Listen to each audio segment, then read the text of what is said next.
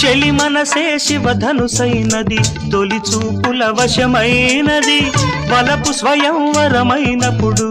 గెలువనిది ఏది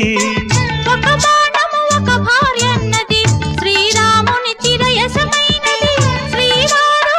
వరమిస్తే సిరులన్నీ నావి తొలి చుక్కవు నీవే చుక్కానివి నీవే తుదిదాకా నీవే మరు జన్మకు నీవే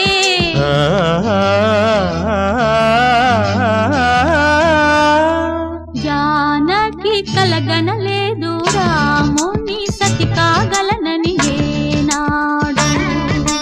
రాముడు అనుకోలేదు జానకి పతి కాగలనని ఆనాడు